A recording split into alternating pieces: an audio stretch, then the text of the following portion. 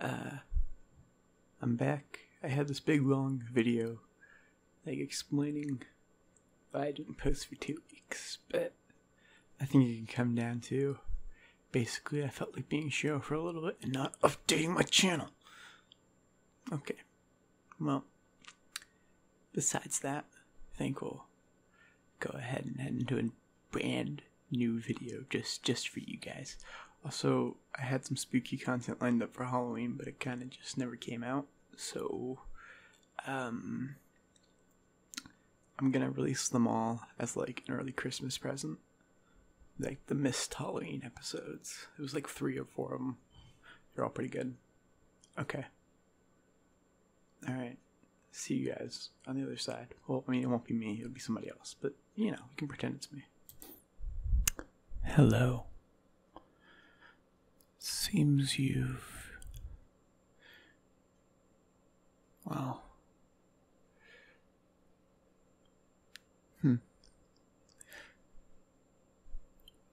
woken up. Yes, I'm sure you have just a couple questions for me, but I'm not positive on where to go ahead and start. Well, let's go ahead and start at scene 1, or ground zero, for our current situation. As you know, I was out doing a job for my boss. Just told me to drop off this car, and yeah, and that's how it started. And even then, when I saw myself doing that job, I was like, it was odd. I didn't expect to get paid that much for dropping off a car someplace. Left the keys under the blinder. Yeah, the visor, I might say. Some people call them blinders, but anyways,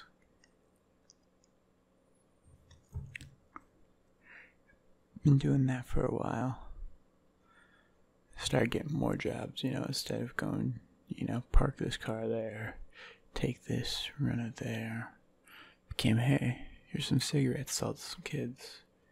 No problem. They were stolen. I was making some good money. They were making some good money. It was all good. So eventually, I started to get more and more involved. And I didn't realize it then, but it was definitely the mob.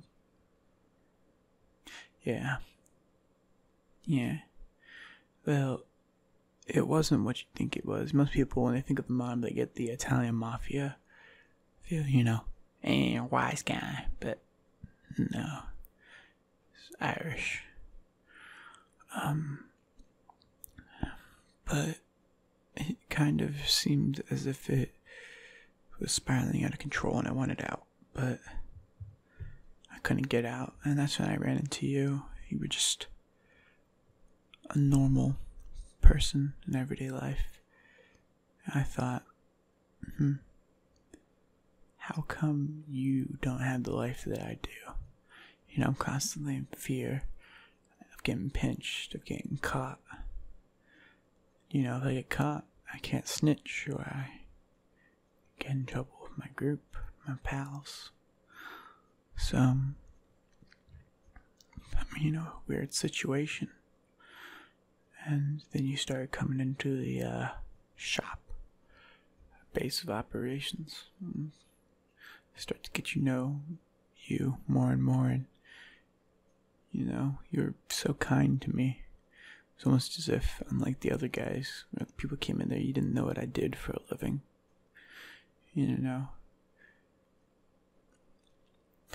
Anyways, as it went, I eventually rose up the ranks until I was the one telling people what to do. You know how it is. And soon it sort of led me to an odd situation, I might say, where I now was in charge of something I didn't even want to be a part of. And in that case, you can't just leave. You can't choose a successor and leave, because it's always going to lead to a power struggle, a power vacuum. People die in the fighting, you know.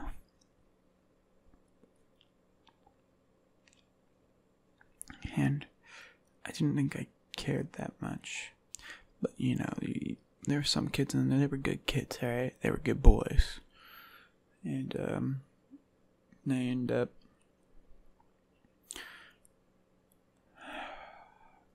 just heading down the wrong path, and I tried to keep us on a relatively straight and narrow, you know, strict honor code. A lot of the movies you see out there, they portray mobsters as very, like, honorable guys, but, they will most definitely murder, kill, without. But that's not the point. I decided I wanted out. I decided that you'd be my ticket out. So I started to pursue you romantically. You know, you're a nice enough person. That was a good enough guy. I thought we clicked very well. You know, you were coming around every so often. Went out on a couple dinner dates. It's no big deal. Eventually, decided, hey, I'll propose to this person. And I told my boys, you know, she says yes. Well, I'm out. You know, I didn't specify what you are, but you know how they are. And, you know, someone asked me why. I said just 'cause, you know, that's just how I want it to be. You know, I'll get a family, have kids. It'll be great. And they all understood. I split up my power between 3 individuals who I all think would keep the flow going, and they all have reasonably good terms with each other, and though I could probably foresee some fighting between them in the future, hopefully it doesn't spill over to any physical problems. But anyways, we went to that super fancy restaurant, and I proposed and everything, and, well, you didn't exactly say yes. And, you know, your reasoning was just, I want to wait a little bit longer. You know, just so I know. But I can't take that for an answer. I can't head back to life after I just left it. I just got out. I realized I cared for you a lot. I didn't want to leave you alone either, because I could have just left and been like, she wasn't the one I was proposing to, it was somebody else. They would call me a dirty cheat. No, they wouldn't have cared. But I could have gotten out. But I didn't. Dejected, I pointed out that saying no to a proposal is pretty much the end of a relationship. No matter how good you think it is, you can't say no and still consider it the same, you know? So, puts me in an awkward position, forces me to take drastic measures. I couldn't stand to see you with somebody else, so I decide I'll hold on to you until you decide to say yes. So I might have put something in your drink.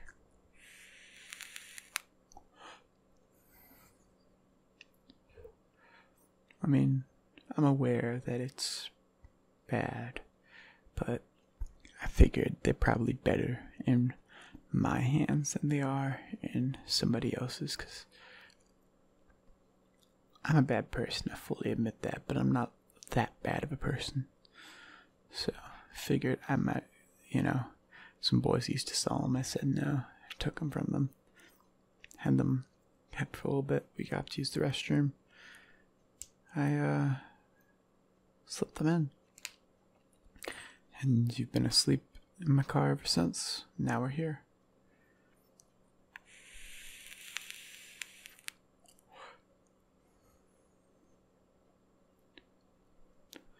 So, I guess now it's time to ask the question again. I've escaped the life. I've got millions saved up. All of it will be invested. You can live an honest living. The rest of our lives, neither of us has to work. What do you say? Do you want to get married? I don't think you'll find that you really have another option.